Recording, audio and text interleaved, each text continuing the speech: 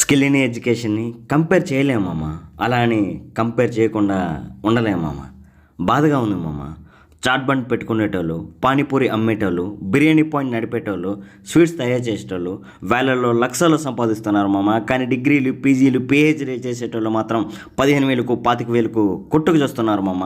Sweeper పోస్టులు పడిన వేలలో అప్లికేషన్లు మామ. అందులో సగం డిగ్రీలు, పీజీలు చేసేటోళ్ళే. స్కిల్లో క్వాలిటీ ఉంది కనుకనే వాళ్ళు లక్షల్లో సంపాదిస్తున్నారు మామ. ఎడ్యుకేషన్లో అంత క్వాలిటీ లేదు కనుకనే పొట్టకోటు కోసం పరిమితం అవుతున్నారు మామ. బాగా చదివేటోళ్ళు ఎలానో వెల్ సెటిల్డ్ మామ. నార్మల్గా పాస్ అయ్యేటోళ్ళ పరిస్థితి ఐసీయూలో ఉన్నట్టేనా? లక్ ఉంటే మంచిగా బ్రతుకుతాడు, లేకుంటే మూలుక్కుంటూ ముందుకు పోవడమేనా? అంతేనా? చదువుల కోసం వేలలో లక్షల్లో దెంగబెట్టి తీరా జాబులు చేస్తే వచ్చే జీతాలు చూస్తే కన్నీరు వస్తుంది మామ.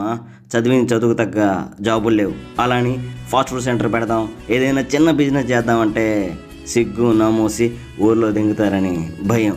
అందుకే మామ మన జీవితాలు గుడిసిపోతున్నాయి. వాళ్ళని చూసి ఏడవకు మామ. నీళ్ళు నిన్ను చూసుకొని సిగ్గుపడు, తప్పులేదు మార్పు కోసం. ఫాస్ట్ ఫుడ్ సెంటర్ నడపడం, బిజినెస్ చేయడం అంత సింపుల్ ఏం కాదు మామ. దానికి చాలా స్కిల్ ఉండాలి, సహనం దానికి మించి ఉండాలి. అర్థమైంది అనుకుంటా. అర్థం చేసుకుని రాసిస్తా. ఉంటాం. అయిపోలేదు మామ, ఇంకా చాలా ఉంది. మళ్ళీ కలుద్దాం.